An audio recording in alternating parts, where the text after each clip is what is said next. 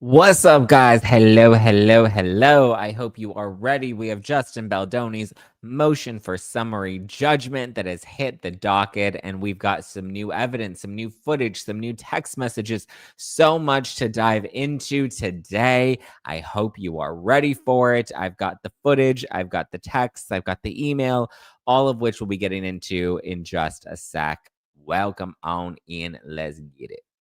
This is No Filter with Zack Peter, your go-to source for all the latest pop culture and reality TV tea, serve fresh all week long.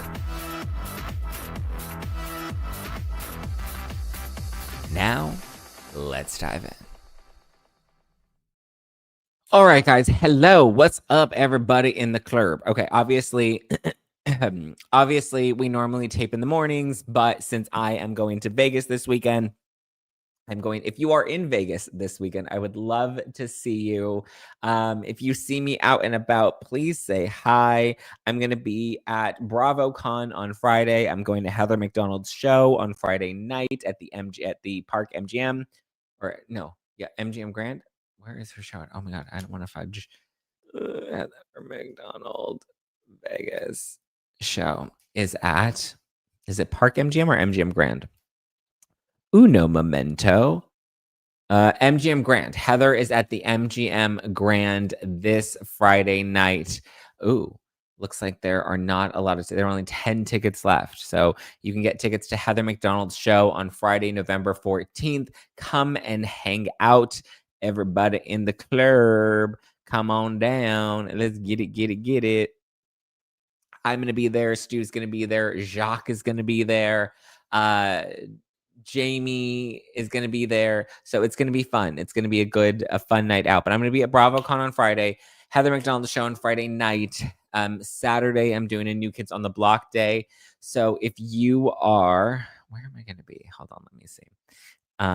There's a New Kids something. There's the clubhouse. So I'm going to be at the New Kids on the Block clubhouse on Saturday. I'm also going to be at CreatorCon, which is hosted by the Bravo Docket. So if you would like to come and see me and hang, okay. Sorry, I'm trying to pull up the details on CreatorCon. But so yes, Friday, BravoCon. Friday night, Heather McDonald's live show at the MGM Grand. And then Saturday, I'm going to be at the NKOTB Clubhouse. After that, at Saturday afternoon, I'm going to be at the Bravo Dockets Creator Con. This looks like it's going to be fun. So many of my friends are going to be there. Besties by Caitlin is going to be there. Let's see. Bravo by Gaze is going to be there. The Bravo Docket's going to be there. Bravo Historian. Christian Graystow. Oh my God, I love Christian Graystow. I hung out with him. Last time I was in Vegas, we ended up in like a penthouse. There was like a party that we went to, and we ended up in like a penthouse popping champagne, and like we just got so drunk and had like the best time. What a time to be alive. So Christian Gray Snow is going to be there. Last time I saw him in person, I was like shit-faced drunk. Let's see. Oh, Emily Schwartz is going to be there. That's going to be so fun. Let's see. Giorgio says, I love Giorgio. Giorgio is my boy. So Giorgio is going to be there. Lauren Skay is going to be there. Oh, Louis Levanti. I didn't even know Louis was coming to Vegas. Wait, I need to text him right now. I had no idea Louis was coming to Vegas. You're coming to. How fun. Louis is going to be there. So many Queens of BravoCon. Ooh, that's fun. Taste of Reality, Zachary Reality. So many fun people. So that's going to be on Saturday. And then Saturday night, I'm going to the New Kids on the Block residency at Park MGM. So if you are coming to any of those things this weekend, BravoCon, CreatorCon, New Kids on the Block, the Clubhouse, the show on Saturday, Heather's show, come on down. I can't wait to see everybody. It's going to be so fun. I'm already so exhausted. I feel like I'm already losing my voice. I'm tired. I have to clean my apartment because my mom's going to be staying here. and we had to go to the vet today. I'm a little sleepy. I'm ready for a nappy. I still have to clean my apartment and pack. I have no idea. I still don't even know what I'm wearing to BravoCon this weekend. I probably have to do laundry. I'm just like, um, so we'll see. TBD, TBD. But I wanted to check in after this motion for summary judgment. Tanya says, I thought you had a cocktail voice. Yeah, my voice is like a little raspy. I feel like I've been like talking and making content. And so I just feel like my vocals are a little worn, and I've been like pushing through it with all of our recordings and stuff lately. What does your shirt say?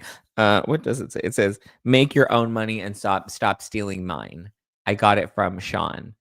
Sean on the right, who was on the show earlier today. It's part of his merch line or his clothing line. But so yeah, I have to fly to Vegas in the morning. I'm actually excited to go to Vegas now. I feel like I haven't done Vegas since the last BravoCon. And so I don't know. I'm just excited to see all my friends, right? And to, and it's also crazy because it's like BravoCon and New Kids. So I'm seeing like all of my friends across, the region. I enjoyed your show earlier. Thank you. Can't wait to recap with you. Yes. Oh yeah, we're definitely, lots of content will come out of this weekend, just so you know. Yeah. It's Thursday. Oh my God. I fly in first thing Friday morning and I go straight to BravoCon. I need to figure out what I'm wearing for tomorrow though. That's the part that's like freaking me out the most, is I have no clue what I'm gonna wear. Okay. That said, let's dive into all of this Baldoni drama, the motion for summary judgment. It's a strong one for the most part. I mean, I think there's a lot of stuff in here that's not new if you've been following this for a long time with me. I mean, it's November 2025, but we've been following this case since December 2024. So we've been following this for almost an entire year. And there have been many, many months of discoveries and breaking bits. So if you followed this for a while, this is probably more of an episode for you. If you want to go page by page to the motion for summary judgment, I recommend going to somebody like Laura Knighty, the Court of Random Opinion, who is like going page by page. I'm just going with the bits that are new or that I find interesting from everything that came out of this motion for summary judgment. And there was a lot, right? And so basically it's where Justin Baldoni is asking the judge to make a ruling on Blake Lively's harassment lawsuit and hopefully avoid having to go to trial altogether come March 2026. Me, selfishly, I want to go to trial. I mean, as much as I want this to be over, I definitely want to get to trial and like want this to be done. But I want it to all play out and hopefully have some vindication, but we'll see. The judge may throw it out altogether. Maybe not. I don't know if the judge actually will. We saw him throw out Justin Baldoni's defamation case against Blake. So it's possible. We'll have to wait and see.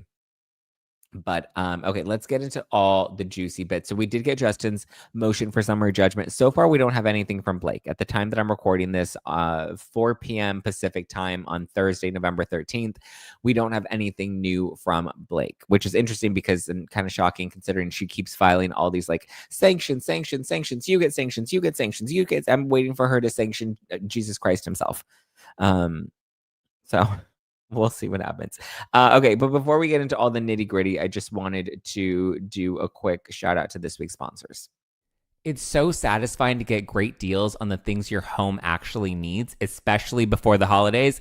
I'm telling you, Wayfair is the place to shop for all things home. Everything from sofas to spatulas, you name it, they have it. And it's on sale during Wayfair's Black Friday sale. Starting October 30th, you can shop Wayfair's can't miss Black Friday deals all month long. Wayfair has styles you can't find anywhere else. No generic pieces that you've seen 100 times, okay? So you can make your home feel more like you. And right now, you can get up to 70% off during Wayfair's Black Friday sale. Plus, you can sit back and relax. With Wayfair's fast and easy shipping, everything home comes right home just in time for the holidays. All right. I've already started looking. I mean, I think I'm doing more shopping for myself on Wayfair more than I've bought any gifts for anybody else. But with this Black Friday savings, like my living room is going to be stocked. It may be time to even upgrade the studio, right? Don't miss out on early Black Friday deals. Head to wayfair.com right now to shop Wayfair's Black Friday deals for up to 70% off. That's wayfair.com, Wayfair, wayfair.com. Sale ends December 7th.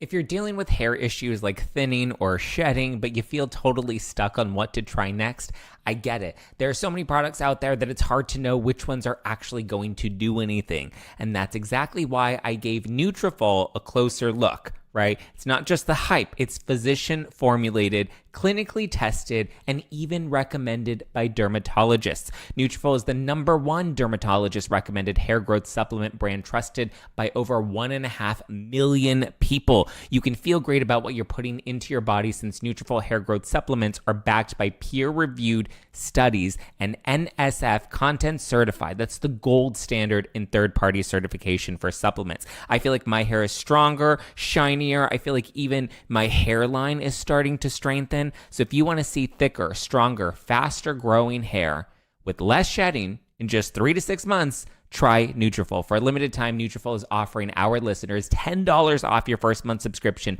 and free shipping when you go to Nutrafol.com and enter the promo code NOFILTER. Find out why Nutrafol is the best-selling hair growth supplement brand at Nutrafol.com, spelled Nutrafol.com, promo code NOFILTER. That's Nutrafol.com, promo code NOFILTER.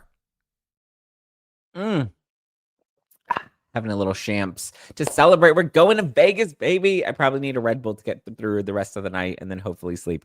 Hoi, mamma mia, here I go again. Okay, let's get into it. They had to put a bunch of BravoCon on Peacock in the past. I thought the same thing. Where were the tickets worth it if it's on Peacock? Oh, are they not streaming on Peacock this year? I feel like BravoCon's just kind of like one big party, and everyone just goes to like hang out and get drunk, and spend way too much money in Vegas. But that's what you get for waking up in Vegas. Okay, so we got some new video clips. This to me is like the most shocking piece are these new video clips, which kind of contradicts some of Blake Lively's claims. And we also got some new excerpts from depositions. One thing that I found that was noticeably absent was, I don't know if you remember that and I think somebody pointed this out on Reddit and sent it to me because it wasn't something that was initially in my brain. And I think Donna sent it to me. Remember there was an allegation of Blake Lively claiming that they were in the back of her car and her driver and her assistant overheard Justin Baldoni making some sort of insinuation about how there was a time when he didn't ask for consent in the past. And she was like, yeah, my driver heard this. Well, the driver doesn't ever seem to be pulled into question. That incident, though initially referenced, seems to have nothing materialized to validate that. And not only that, but they claim that Baldoni sat for 2 days of depositions and not one time was he ever asked about that specific incident. So it's interesting that was an allegation made. I wonder if they have something that they don't want Baldoni to answer for, because they know if he answers for it, he'll be able to provide context. And we know that a lot of Blake Lively's case is like giving people a sliver of information and eliminating context altogether, which in turn, really ends up blowing up in her face. But it does kind of set that stage for like, well, this happened. And then Baldoni seems like, well, yes, technically that happened, but here's all the context and all of the additional details that add a little more color to that picture rather than this black and white presentation that Blake Lively is giving you. So we don't have any reference of that. We do get some of the depositions. Sarah seems to kind of deny a lot of knowing about what was going on the set of events with us, which kind of makes sense it kind of makes sense to the point where he wasn't really on set, so he didn't really know what was going on. He kind of just trusted like Jamie and Justin to run the show, which is also interesting that Blake Lively then even named Sarah in the lawsuit, considering he really had no part of this. And it's also interesting that she decided to name him, because when you name him, how do you not expect him to fight back? How do you not expect him? I guess their whole point in bringing Sarowitz into this is they're saying, well, he was the financer. He was the one that was paying for the alleged smear campaign. And I think they hoped that by bringing all of these guys into it, Jed Wallace and Steve Sarowitz and Baldoni and Jamie Heath, that like bringing them all in would get them to turn on each other. But I feel like it had the opposite effect. But we do get some excerpts from different depositions. Again, nothing entirely. These are the biggest pieces. So let's get into the video clips. So we have this first video clip, which is it's an improvised kiss. And I'm going to play you the video clip first, and then we'll get into my thoughts of it afterwards. Set. And background. Action, Blake.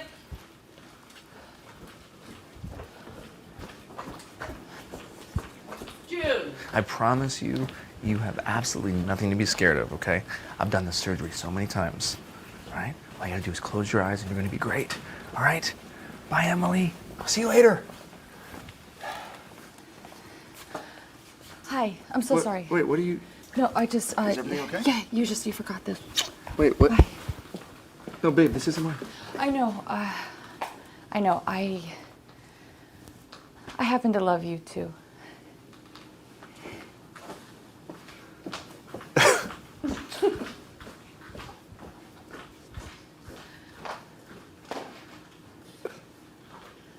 All right, cut. That's great.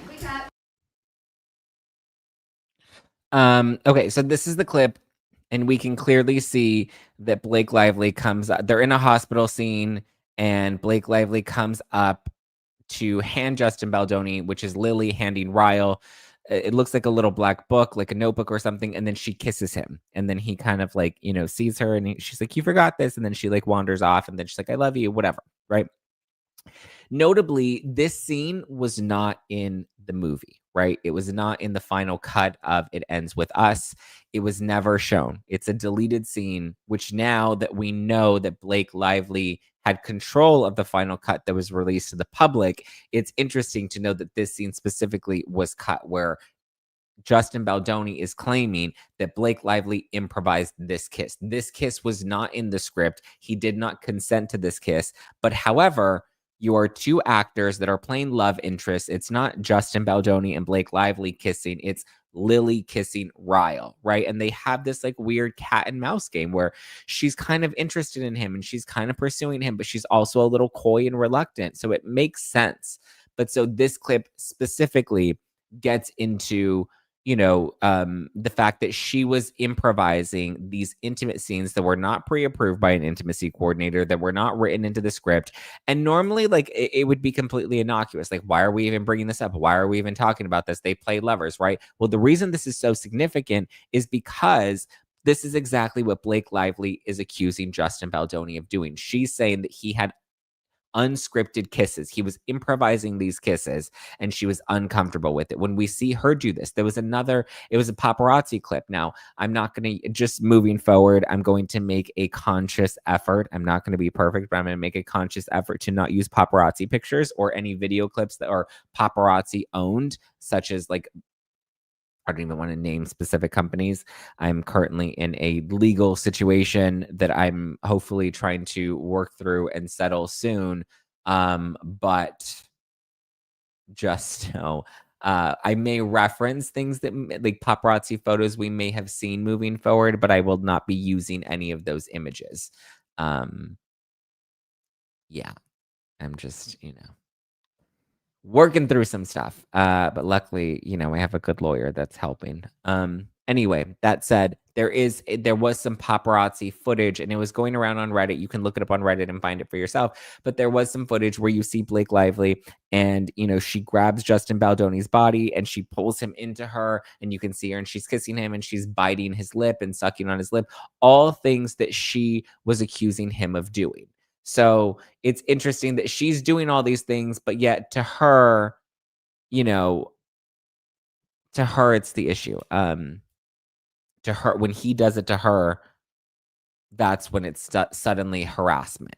And so we'll get into more of the power dynamics. Now we have some text messages from Justin Baldoni. But this was an interesting piece. And I also find it interesting that she had control of the final edit. She improvised this specific kiss. This scene gets cut from the final movie. I wonder if there was something that she felt salty about or something that she wanted to keep away from Ryan Reynolds or whatever it was. But this scene specifically was cut from the final cut of the movie, which we know Blake Lively was in full control of. Okay, let's get to the next clip because we have another clip, and this is, we have quite a few clips. I'm not going to go through every single one of them, but this next one is this bar scene. But before we do, let's take a quick ad break.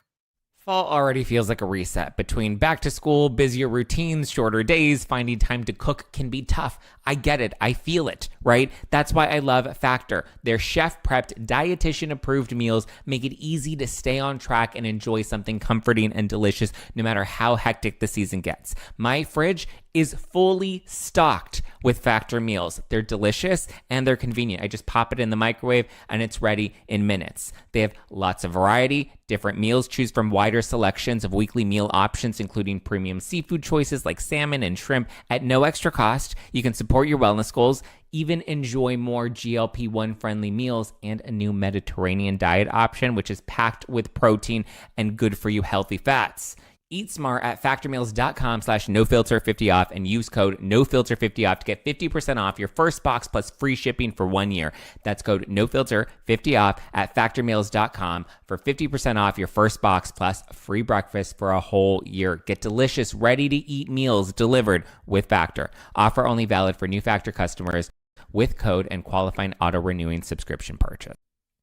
Listen, your friend who's experiencing full body betrayal in the bathroom does not want a beard oil kit, okay? Give them daily dignity and endless luxury they'll actually use with a Tushy bidet, okay? I just got my very first Tushy bidet. I have to say, first of all, it was super easy to set up, and it doesn't ruin my bathroom aesthetic, and I feel fresh, right? Inside and out. I just feel like when I come out of the bathroom, I feel like a brand new person. Tushy is the everyday luxury bidet that instantly transform your bathroom habits and bottom health for life. It's the perfect gift to indulge every personality on your list, okay? Tushy bidet is a daily techie luxury that's a refreshingly practical and easy to use. 99% of people who wash with Tushy Wave feel cleaner and fresher after going to the bathroom. Tushy Wave instantly modernizes your daily routine and bathroom with a super sleek seat plus 2 separate front and rear nozzles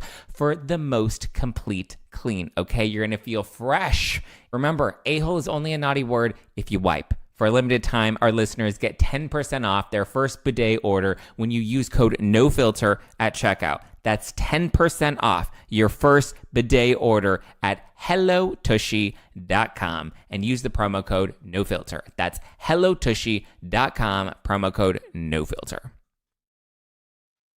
Okay, let's get into this next clip. This next clip is from a bar scene.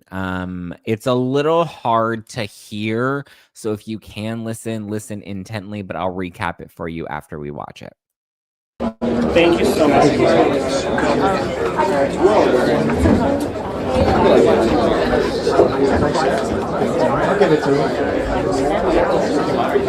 Ready, everybody? We really should go, please. So, again, who's gonna watch everything here? A wall comes in, right? So please make sure that nobody's standing right here, please. Okay. All right, we should go. Ready? All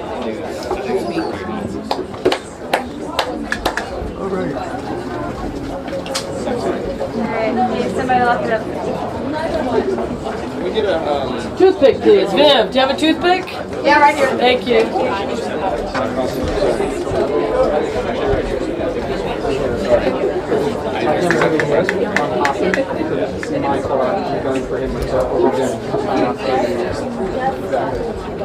Whatever you do, you're always pantomime talking to one another. You're always saying something, right? About the game.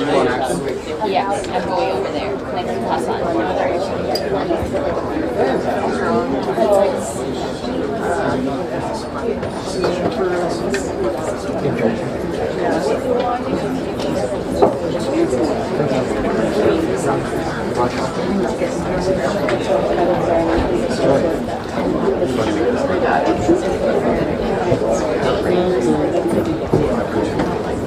All right, we should go.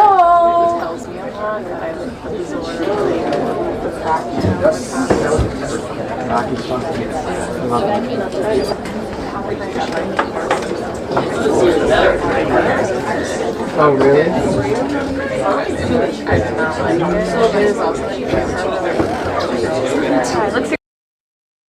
Okay. So in this scene, what we're watching is Justin Baldoni talking to Blake Lively. This is the bar scene, and I believe this is the scene where Jenny Slate's character reveals that she's pregnant. And so it's the four of them together in the bar. There's a game on, yada yada yada. Right? Well, excuse me. And this scene specifically is where Blake Lively alleges that Justin Baldoni said that she was hot, and where Justin Baldoni says that she was sexy. Excuse me. And so we also saw the earlier dancing montage clip. And so the dancing montage clip is where Blake Lively said that Justin Baldoni smelled her and said that she smelled good, right? And then we watched the footage and it's like them dancing and they're in close proximity. She didn't think that there was any audio being recorded, but he ended up having a microphone. So he had all of the video and audio that he was ready to release. Interesting, they have not yet released the birthing scene videos. That to me is really weird. Is there something in the birthing scene that seems incriminating that they're trying to hide? And why are they only giving us these little nuggets, right? We got the first one of the dancing montage. We have this one. They're slowly dismantling her argument, but I don't know why they haven't just put everything on the table. Now, to be fair, just to also play devil's advocate, last time when they released the dancing montage video, then Blake Lively amended her complaint and changed everything to be like, oh no, this is and her team tried to frame it as, well, this is exactly what we thought it was going to be. This is exactly, it proves exactly what we're saying. She was so uncomfortable that she was making awkward jokes and laughing because she was so uncomfortable. So you're so uncomfortable playing the character of, a woman who is suffering from DV. Like, it was all so strange. But in this scene specifically, it's where Justin Baldoni and Blake Lively, they're wearing their onesies, which is a very important detail for this specific scene in the overall story of It Ends With Us, right? They're wearing matching onesies. And so Blake Lively, has her character wearing a big coat. Now, there were paparazzi photos that we saw of them, of Blake wearing this big coat over her onesie. Now, Baldoni, as the director, wanted to make sure that the onesie was shown, okay? All right, understandably, your director is saying that he wants to make sure that, this key piece of wardrobe is featured in this scene. Blake Lively, for whatever reason, disagreed and didn't want to take off the coat. So what we're seeing here in this clip is him trying to bargain with Blake Lively. And so you can see him, and one of the things that he says is that it will be hot. Obviously, Blake's like, he called me hot. He said it would be hot. He called me hot. And so in it, his specific words are, it will be hot. But the it will be hot, he's saying, and seemingly is using this evidence to corroborate, is that it will be hot was in reference to the temperature in the room. He said they were in a small bar with a bunch of different people. There was no air conditioning on. So when he was trying to convince her to take off her jacket, he was saying, it will be hot. Like, it will be hot in here. So you should take off your jacket because it'll be hot. So that's the hot comment, right? So when you hear her just be like, he called me hot, he called me sexy, and it sounds bad, and he's using the words, and you're seeing these words come out of his mouth, but when you add in that context, you're like, well, then that kind of changes the tone or the nature of what he was saying, right? Same thing with the comment about it being sexier. And then he references how she specifically noted that she wanted Lily's character to appear sexier. Remember? And she was specifically talking about the beanie and the crop top and all of that. Well, here, when it doesn't seem that the, 90 degrees in the bar scene didn't seem to be effective in getting her to take the jacket off. And again, this is a full body onesie, fully clothed, right? Fully covered, right? Arms, legs, body, fully covered. So there wasn't anything revealing that would make her uncomfortable enough to take off this jacket to see the onesie, because the onesie doesn't reveal any part of her body. Or if she felt uncomfortable for whatever reason, I feel like this would be an appropriate time for her to express that. But I think she also knew that, like, the onesies were pretty instrumental in this specific scene. And so he then says, it'll look sexier, right? Because she's already expressed to him at this point that she wants her character's wardrobe to appear sexier. He's like, well, without the coat, it'll be sexier, right? Like when it was so hot that you wore a bikini with a crop top. or sorry, that you wore a beanie with a crop top. So I don't know. I don't know. Kind of strange, right? So that's this scene. And those are the two comments, the hot and the sexier comments that she made that we're now debunking with this new evidence, which gives a little more context. But even further, right, taking it a step further, right after saying this, he immediately asks for a toothpick because she has something in her teeth. Now, when you're hitting on somebody, the last thing you're going to be like is, let me get you a toothpick because you have something in your teeth. Like, that shows that, like, I'm not sexually attracted to you at all. Otherwise, I'd be, I don't know, staring at your tits. But instead, I'm staring at the weird thing within your teeth. And I'm like, hey, can we get her a toothpick because, you know, she has something in her teeth. Like, it was just so non-sexual in nature. And it seemed like the relationship that they had at this point, very much coworkers, right?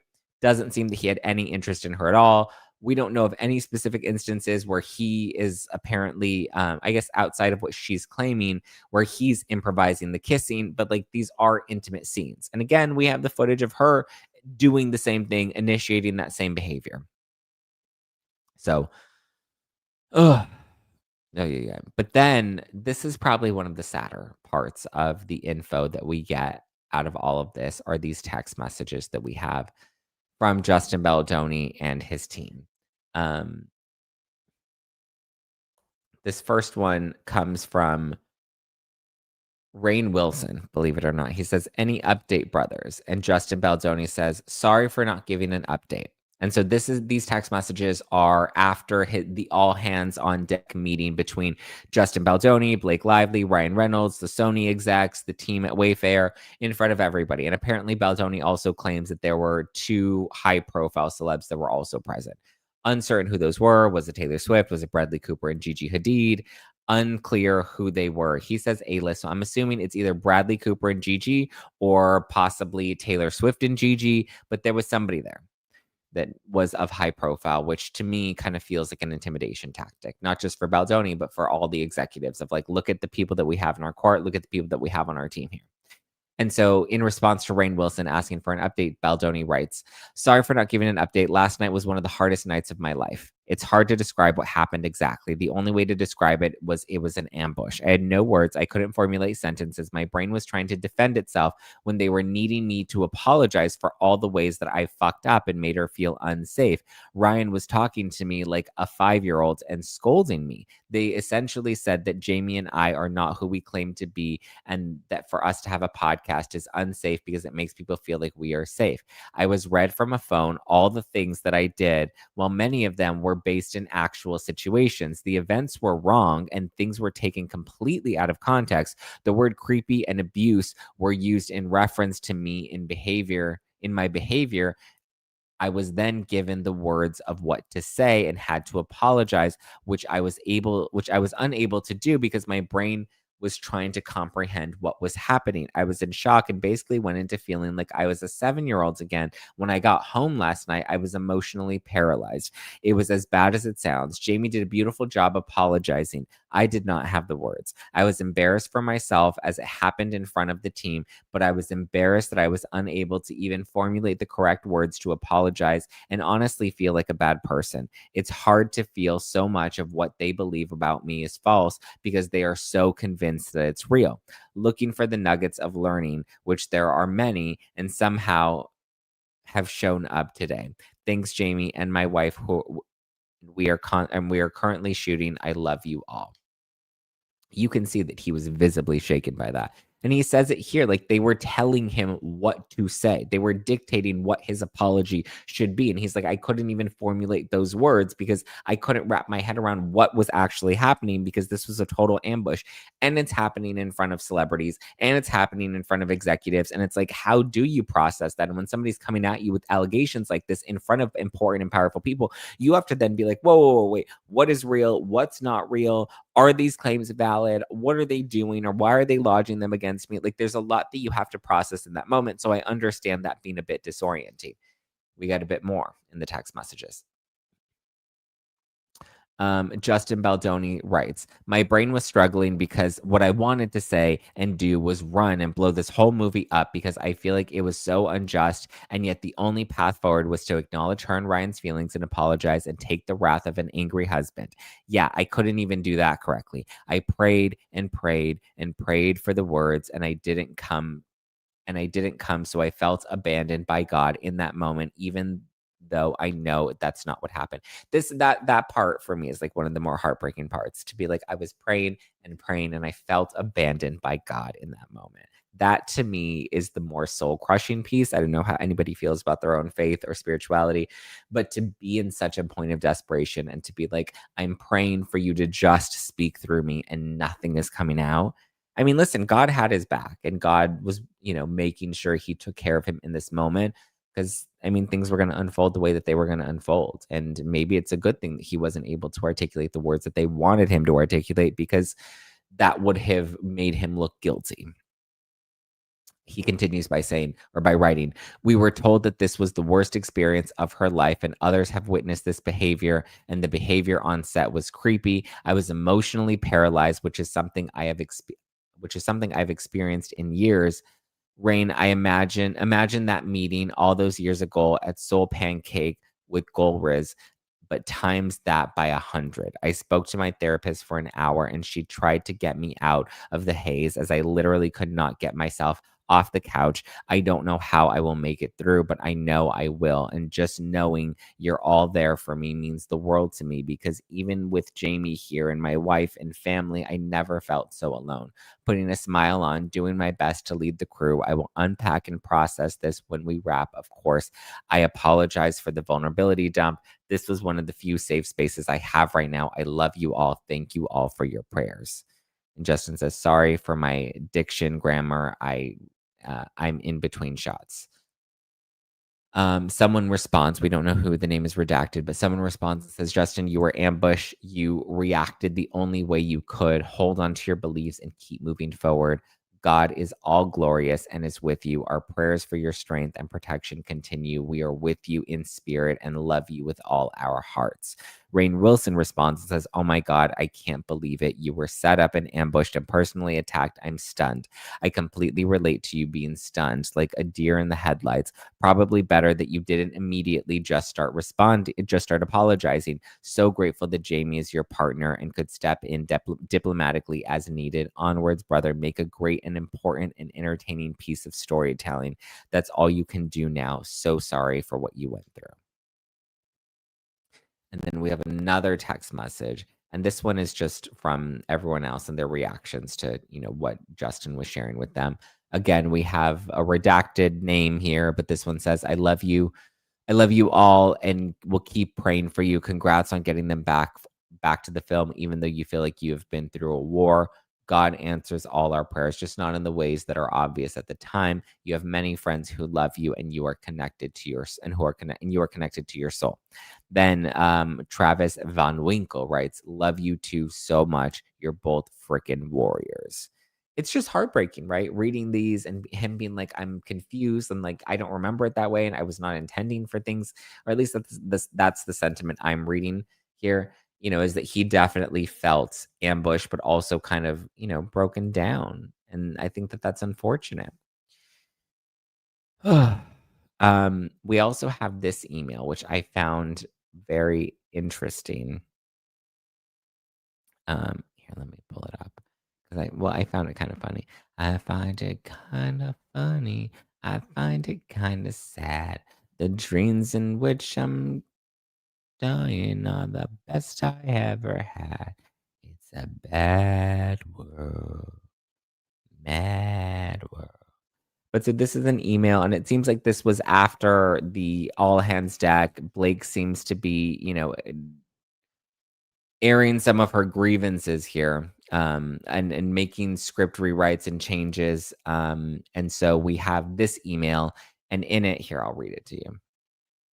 Because this is where Baldoni is like, I literally want nothing to do with this woman. Like, the idea of kissing her is just not even of interest to me. So it says she's moved the scene from the bedroom into the kitchen now, which takes it from the intimacy and how I was planning on shooting it. Because again, Baldoni is the director, remember? So he has a vision for how he wants it to be shot and where he wants it to be shot. He writes, I wanted her to run into the kitchen from another area to sell the misdirect that it was an accident. She's removed kissing. She's removed kissing, which is fine in the end. The last thing I want to do is kiss this woman. Interesting that she's removing kissing from the script when she's now been seen improvising kissing. So interesting that for this specific scene, she wanted to remove the kissing. But he says, the last thing I want to do is kiss this woman. But the point is, they need to get distracted enough to forget about the oven. And now with the dialogue here, it changes it from a timeless moment of two people about to make love to dialogue that brings us into the realm of time. Not sure what to do with this scene. On another note, here's the final shot of the scene. Is not scripted, but is supposed to be Ryle carrying her away, which is symbolic of her losing control in the relationship in this moment. I foresee her not wanting to do this, which puts me at an impasse with how I want to shoot the scene, not sure how to proceed. So again, she's controlling the set, she's handicapping him in some way, but it's interesting that he also references that they're supposed to be Ryle carrying her away. This seems like a second reference or a second scene where he was potentially having to carry her or lift her, which corroborates why he wanted to know how much she weighed given his back injury. So interessante, but it's just interesting that her claim is that he was harassing her and he was doing all these things, and yet we literally have an email of him where he's just like, the last thing I want to do is kiss her. Like, I don't want to kiss this woman at all. Like, he's over her, I'm sure. I'm sure that last phase of filming was incredibly challenging to get through. Incredibly challenging. And then to know that they had to be working together in the editor's bay, also crazy. Crazy. Guys, if you're watching this right now, be sure to hit the like button. Be sure to hit the subscribe button if you're enjoying the content. Keep it going. Keep it moving and grooving. Another thing that I found really interesting that comes out in Steve Sarowitz's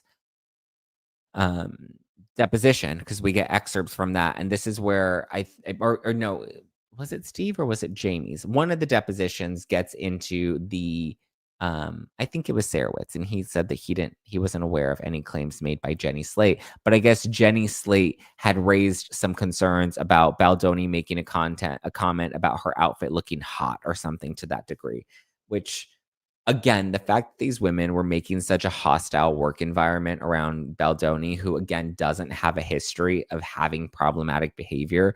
This day and age, so many people could have come forth and put all of this out there and did not. But it's interesting that it seems like Jenny Slate had some sort of concern.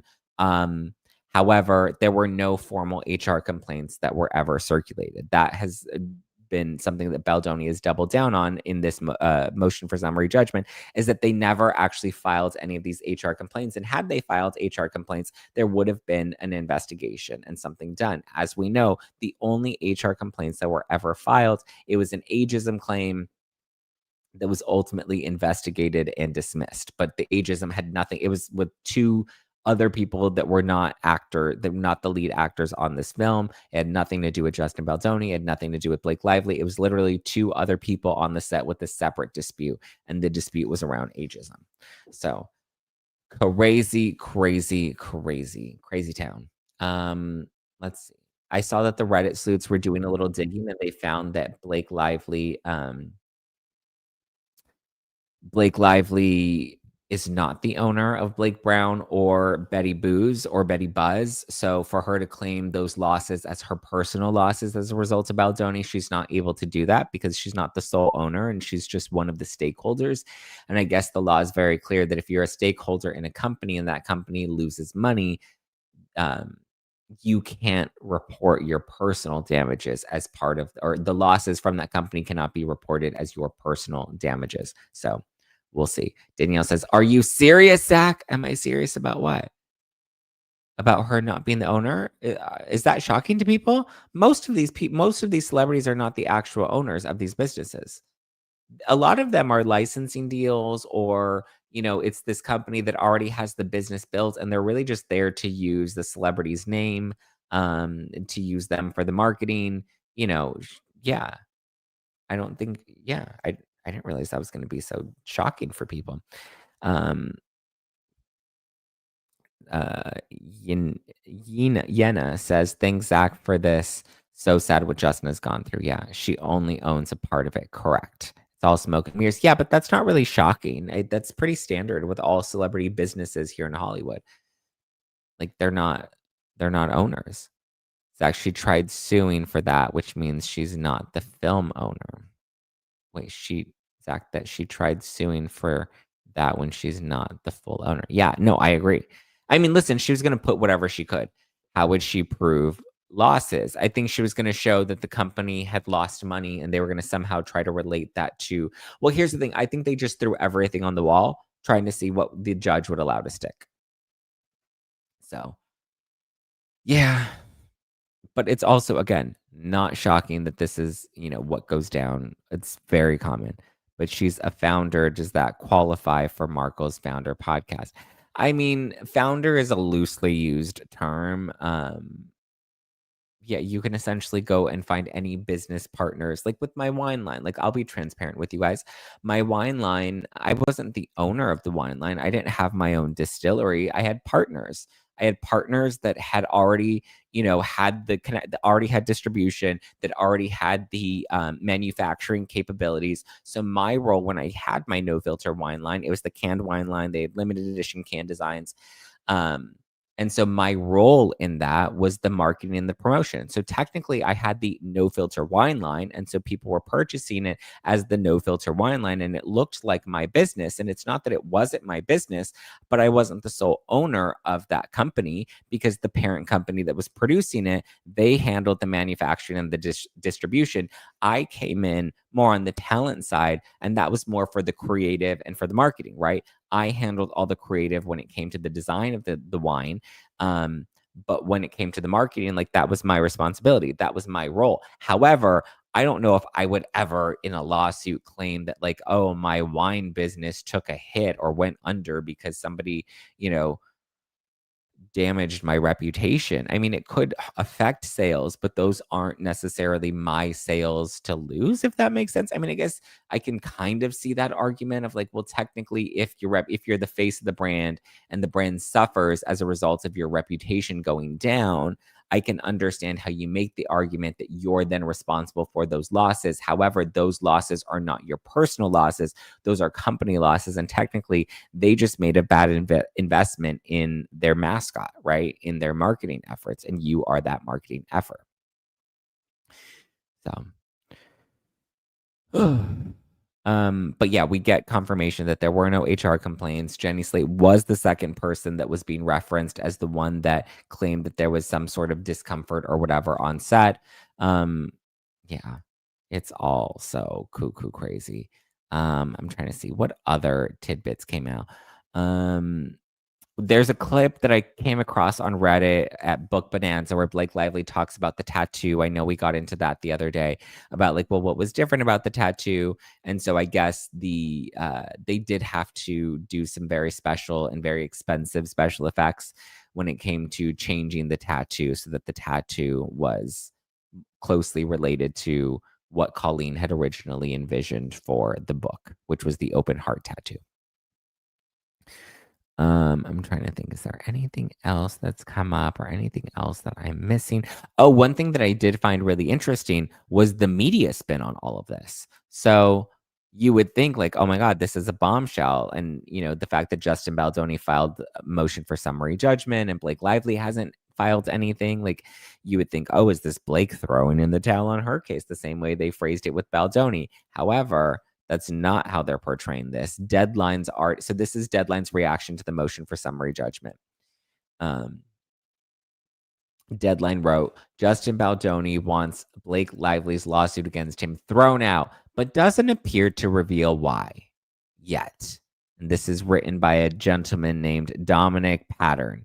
It's crazy what money can buy, right? I mean, presumably that's why they wrote such a fluff piece for Blake and are never daring to challenge Baldoni. But it's just crazy that the headline is that Justin wants the lawsuit against him thrown out, but doesn't reveal why. Doesn't reveal why oh, I think it's pretty obvious why he's innocent and the allegations are false and he's trying to prove his innocence. Like, I'm sorry, Dominic, did you just fall out of a coconut tree? Are you that much of a fucking moron that you're like this man who's fighting for his life, his career, his everything? You're trying to make it seem like it doesn't make sense why he would want this case thrown out because he's claiming that she lied and is misrepresenting things. And it's interesting. I was on Juicy Scoop this week with Heather McDonald. Be sure to check it out. But Heather even, she raised a really good point, which I think was a valid point about like, well, there are so many people that are pro Blake Lively that are claiming that there is evidence that supports her claims. And I told her, well, yes and no. Like, yes, what they're running with are these technicalities or these statements made in literal terms that eliminate the context behind this, right? Justin Baldoni says it will be hot if you don't take off, or it'll be hot. Yeah. Or your outfit will look sexier if you take off the coat and show off the onesie. Yeah, that sounds bad. But when you add in the context of him referencing her own comments saying that she wants her character's wardrobe to be sexier, that changes the situation, that changes the nature of those statements. We also have we have another video clip that shows Blake Lively, and she's on the set and she's on the floor and she's showing off her boots and she's talking to all these crew members and she's calling her boots sexy. And she's like, don't you guys agree these boots are really sexy? And they're all just kind of like, in my opinion, appeasing her. But it's like she was commonly using this terminology that she was upset that Baldoni was using. So she could use that terminology, but God forbid he ever used that. And then there's another video clip that they show of Justin and Isabella and how I guess there was a drawing that they did. And part of the drawing, was for like the PAs and for the crew members to see, whoever was going to win the prize. And you see this clip and you see Isabella and she's hanging with everybody as Justin Baldoni's like trying to pull out who the winner is. And they're like, high-fiving. And I guess the point of that clip was to show that like Isabella was very comfortable. Everybody on set was very comfortable. They had no problem waiting and hugging for Justin and hugging Justin Baldoni and, hanging around him. Like nobody seemed to have any issue. And these clips specifically with Isabella, prove that. And the interesting thing is the video footage we have of Isabella proves that she did not appear to be uncomfortable around Justin Baldoni. And then we have the text messages and what she said in the EPK interview, all which were praising Baldoni. So it wasn't until she started to hang around Blake Lively that her perception of Baldoni changes. Same thing like what Baldoni said, like there are all these bro-y text messages that he has with Brandon Sklenar that suddenly he got ghosted. Colleen Hoover, the same thing. So it seems like Blake Lively had a strong influence on turning people against Justin Baldoni, for sure. Mackenzie says, wish we would have gotten Justin's version of the movie because Blake's little edit was awful.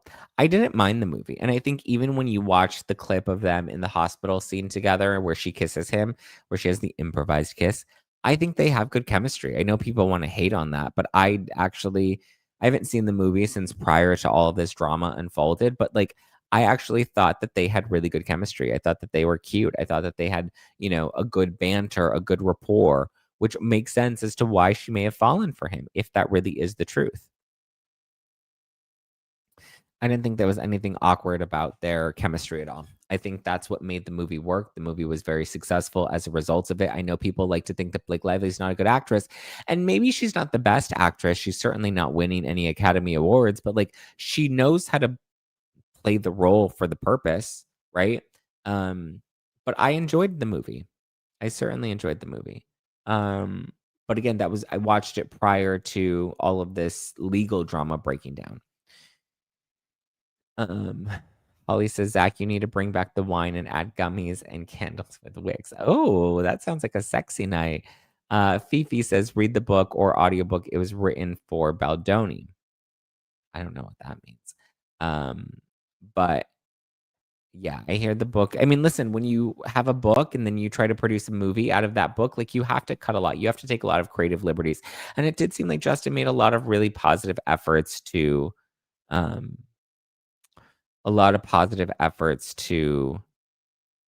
include Colleen Hoover the entire time.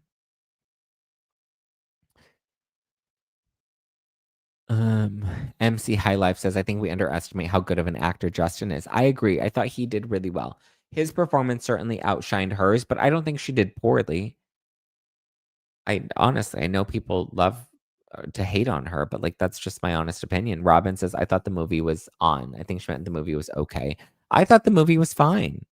I didn't think it was, I didn't think it needed to be that bad. Oh, what do you think of them changing the race of Atlas? That's interesting, Samantha. So apparently, based off of the book, Atlas's character is originally black. But also, I mean, according to the book, Lily Bloom is young, and yet they chose Blake Lively to play her. But what do I think of that? I don't know. I don't know if that was a Blake Lively decision or whose decision that was or why they made that decision to have Atlas's character not be black. And instead they decided to cast Brandon Sklenar. I don't know. That's interesting. But I know people are like, oh, well, Blake Lively didn't, her love interest was supposed to be black. And then she's lodging these allegations against Jamie Heath, who happens to be black. Like, oh, is this, she didn't want him to look her in her eye. Is that like inherent racism? I don't know. I think those are a bit of a stretch, to be honest with you. Jeanette says, in the book, he's white. They wanted to make him black for the film. Oh, interesting. I thought he was black in the book. Christina says, well, what we know about her, it makes sense. I mean, Amy says, Zach, so good to catch you live. Hi, Amy. Welcome on in. Okay, any other thoughts, closings, vibes? I mean, I didn't want to go page by page, so I kind of just picked the things that I thought were the juiciest or the newest, right? Like we have confirmation in the text messages, we have confirmation in the email, we have, these new clips. You have her with adjusting her boots. You have her improvising the kiss with Justin. You have him showing the context of the hot and sexy comments. The restaurant is called Roots. Yes, I remember that. Atlas's restaurant was called Roots. Trish says, I watched the movie a few months ago with fresh eyes, and all I saw and heard was Blake. It didn't seem like she was acting. I don't know. What's the book for book club this month? I missed it as usual. But have been on top. You've been on topic for the most part, Danielle. I'll give you that. Cheryl Hines is Unscripted. That's the book club that's the book for book club this month. Originally, we were going to do book club this Sunday, and then my travel plans changed. I'm going to be in Vegas this weekend. I'm going to BravoCon and New Kids on the Block, and I'm taping the podcast and doing a bunch of fun stuff in Vegas this weekend. So that said, we will not be doing book club this weekend, but we'll do it next Sunday, following Sunday. So you have a little time. I still haven't even read Cheryl's book. I have the copy, but we have a little time. We will read Cheryl's book next. Why is Blake Lively continuing all this? I think she has to, right? Like, I don't think she can back down. Like, I think she's kind of locked in. Like, she has to go all in. Otherwise, she looks even worse than she does now. Kate says, what are your thoughts that Blake Lively has given birth 4 times, yet the water birth was porn? I think she's lying. I think she was just miscategorizing that to make her case appear stronger because she didn't think she would be challenged. And now that she's being challenged, it's making her look ridiculous. Fifi says, who are you going to see New Kids on the Block with? I'm going with my friend Shannon. I've known her for well over a decade. It's her birthday. That's why I'm in Vegas this weekend. And so the decision to go to BravoCon was a last minute decision. But yes, we are going. We always do New Kids on the Block at least once a year. I've known Donnie and Jenny for years. I mean, I've known Jenny for 15 years now. I want to say like 15 years I've known Jenny. And then Donnie, I knew him once she started dating him and got married to him, and then became more familiar with him. What's the name of the book we're reading? I just said it. Unscripted by Cheryl Hines. Didn't Andy say we're getting the birthing scene? I would assume that we will get it at some point. I'm not particularly certain when we will get that. Amy says, I thought that the New York Times article would suffice for everyone to believe her, and she didn't think that she would need actual proof, in my opinion. Yeah, I think she gave enough. Again, when she gives you slivers of information, you don't have the full context, you're going to run with that story, right? You're going to believe that story because, oh my God, that sounds terrible. He called you sexy. He smelled you and said that you looked good. What a creep. And then you get all the context and the details behind it, and it's like, oh, but like, that those initial allegations sound really bad, and a lot of people fell for it. For me, I was more of just like, wait, we're missing a lot of context. Like, that's the first thing I look for, is I want to know the full context of what is said, Zach, in your opinion, which New Kid on the Block is the hottest? I had a thing for Joey McIntyre. I used to really think he was a cutie. And I remember my first New Kids concert that I went to, it was at the Forum in Inglewood here in Los Angeles. And I remember afterwards we got to go backstage and they had like this little intimate after party with all the band members and their friends and stuff. And so we were all back there and I was like, oh my God, I just want to take a picture with Joey. He's so hot. Yeah, I really liked Joey. Obviously, I love Donnie and have known him for many years and have a deep love and appreciation for him. He's attractive, but I don't see him that way. But like Jonathan Knight, like, yeah, I think Jonathan Knight is a cutie. I think he's my new man crush. Is Jenny still supporting her? I assume you mean Jenny Slate. You're asking if Jenny Slate is still supporting Blake Lively. It appears Jenny Slate is running for the hills. I think she just wants to keep as low of a profile and kind of stay out of the drama as much as she possibly can. We'll see how long that lasts, though. Okay. Let's see. Anything else? Okay. On that note, I'll do an Ask Me Anything on Instagram right now. So you can follow me at Just Plain Zack for an Ask Me Anything. I'll answer all of your questions because I'm having a little wine and I'll have a little fun tonight. So maybe I'll go live. We'll see. But all right, guys, I love you. I appreciate you. There's not going to be a new Friday episode. This is your Friday episode because I'm flying to Vegas in the morning. I will be there. I'll be back on Sunday. I'm only there Friday, Saturday. It's a quick 48-hour trip, but I love you guys. I appreciate you. Have a great, great, great rest of your evening. Have a great weekend. Have fun. Be sure to follow me on Just Plain Zack. Follow the podcast at No Filter at Zack. Stay tuned for updates. Follow the podcast. Hit the like button. Hit the subscribe button. Leave me a nice Apple Podcast review. I'll give you a shout out on the show next week. And yeah. All right, guys. Have a good one. Ciao for now. Goodbye, goodbye, goodbye.